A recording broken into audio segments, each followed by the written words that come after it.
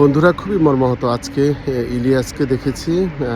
সাংবাদিক ইলিয়াস, তিনি স্বাধীনতা নিয়ে, তিনি জুতো নিয়ে স্বাধীনতা ব্যঙ্গ করে 16 ডিসেম্বরকে খুব অকপটে বিশ্রী কিছু গালি দিয়ে, যেটি আপনাদের আমি বলতে চাই না, সেই সব গালি দিয়ে, জুতো দিয়ে এবং কি খুব খারাপ ইঙ্গিত করে স্বাধীনতাকে অপমান করছেন। কিন্তু আমার প্রশ্ন, 1971 সালে যে 15ই মার্চ কালো রাত্রি ছিল, তাহলে সেই রাত্রিটি কী ছিল? বুদ্ধিজীবী হত্যা সেটি কী ছিল? আমাদের যে নারীরা যারা ক্যাম্পে ছিল, তাহলে তারা যে জারজ সন্তানগুলো জন্ম দিয়েছে, তারা কি ছিল, কোথায় ছিল?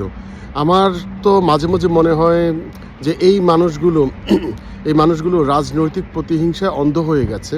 যে আপনার সাথে আওয়ামী পরিবারের সাথে, আওয়ামী লীগের সাথে মতবিরোধ থাকতে পারে, আপনার সাথে জাতীয় পার্টির সাথে মতবিরোধ থাকতে পারে, বঙ্গবন্ধুর সাথে মতবিরোধ থাকতে পারে, আপনি বঙ্গবন্ধুর পরিবারকে পছন্দ করতে না পারেন, কিন্তু আমার কথা হচ্ছে সেই মতবিরোধ থেকে কি আমি স্বাধীনতাকে অস্বীকার করব?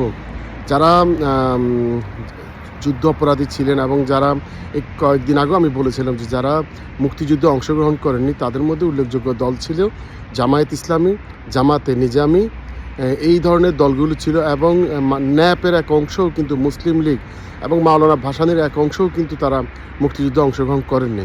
এতে আমাদের কোনো আপত্তি নেই। বর্তমান পরিস্থিতি এবং 71-এর পরিস্থিতি সম্পূর্ণ ভিন্ন।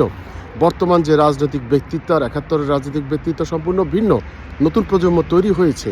তো এখানে আমরা কেন আমাদের স্বাধীনতাকে, আমরা ইতিহাসকে আমরা নিজেদের মতো করে বিকৃত করব এবং স্বাধীনতাকে অবহেলা করব?